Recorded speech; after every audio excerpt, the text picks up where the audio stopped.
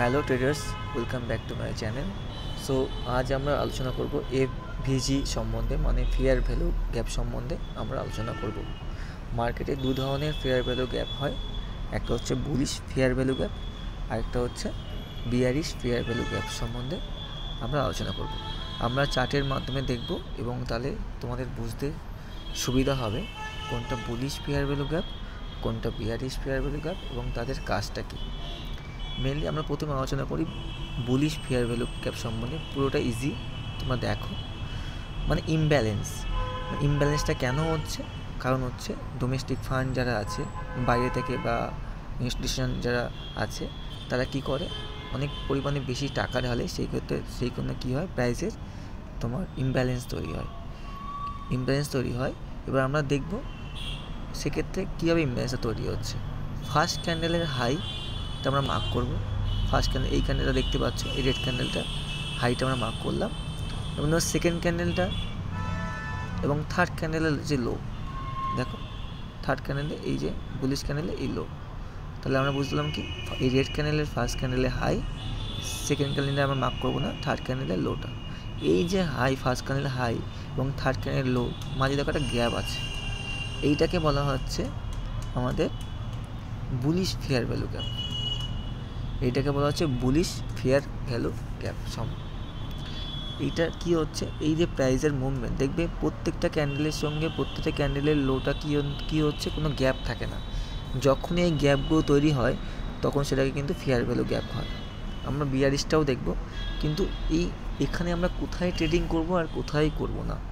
সবসময় যখন fair value gap হবে, এখানে দেখো তোমাদের বুলিশ ফেয়ার ভ্যালু গ্যাপ হয়েছে, তোমরা দেখতেই পাচ্ছ, যখনই এর 50 বা 30% আসবে বা প্রাইসটা বাউন্স ব্যাক করবে, তখন যদি কোনো গ্রিন ক্যান্ডেল বা ডোজি ক্যান্ডেল হয় এবং 30% সেটাকে রিয়্যাক্ট করে ফেয়ার ভ্যালু গ্যাপকে, সেখানে কিন্তু আমরা এন্ট্রি নিতে পারি এবং সেখান থেকে দেখবে মার্কেট বাউন্স ব্যাক করবে। এটা হলো বুলিশ ফেয়ার ভ্যালু গ্যাপের, কেননা ওখানে বেশি পরিমাণে বায়ার আছে, বুঝতে পেরেছো? সেক্ষেত্রে তোমার কী হবে, লং এন্ট্রি তুমি এই ফেয়ার ভ্যালু গ্যাপের এখানে এন্ট্রি নিয়ে তার নিচে ফেয়ার গ্যাপের নিচে স্টপ লস রেখে আমরা কি লং এন্ট্রি নিতে পারি, সেক্ষেত্রে ট্রেডিং হলো। এবার আমরা দেখবো বিয়ারিশ ফেয়ার ভ্যালু গ্যাপ।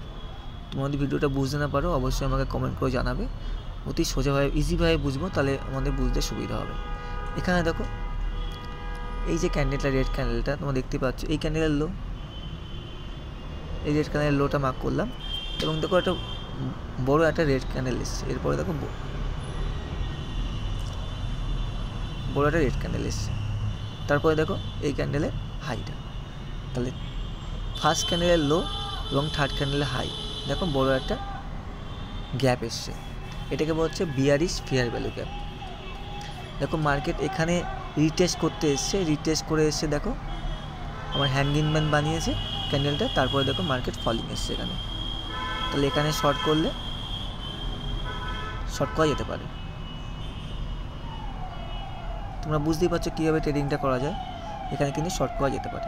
তাহলে আমরা বুঝলাম যে বিয়ারিশ ফেয়ার ভ্যালু গ্যাপ এবং বুলিশ ফেয়ার ভ্যালু গ্যাপ কেন করে, একটা ব্যালেন্সের মানে একটা প্রাইসের ইমব্যালেন্স তৈরি হয়, সেটা কারা করছে, বড় যারা ফান্ড আছে তারা কিন্তু এটা করছে। কখন আমরা এন্ট্রি নেবো, যখন সেটাকে রিটেস্ট করবে, তখন যদি রিটেস্ট করে যখন দেখলে কোনো হ্যামার ক্যান্ডেল বানালো বা ডোজি ক্যান্ডেল বানালো, হ্যাঁ, সেক্ষেত্রে কিন্তু আমরা এন্ট্রি দিতে পারি এবং স্টপ লস তার নিচে থাকবে। আর কখন এটা ইনভ্যালিড হবে, যদি ফেয়ার ভ্যালু গ্যাপের 70% বা 90% কভার করে দেয়, সেটা কিন্তু উইক ফেয়ার ভ্যালু গ্যাপ হিসাবে আমরা গণ্য করবো, সেক্ষেত্রে কিন্তু আমরা ট্রেডিং করবো না। তো আশা করি তোমরা বুঝতে পেরেছো। যদি কোনো কোয়ারি থাকে এই সম্বন্ধে অবশ্যই জানাবে ফেয়ার ভ্যালু গ্যাপ হিসাবে, পরবর্তী ভিডিওতে আমি জানাবো। নমস্কার, ভালো থাকবে সবাই।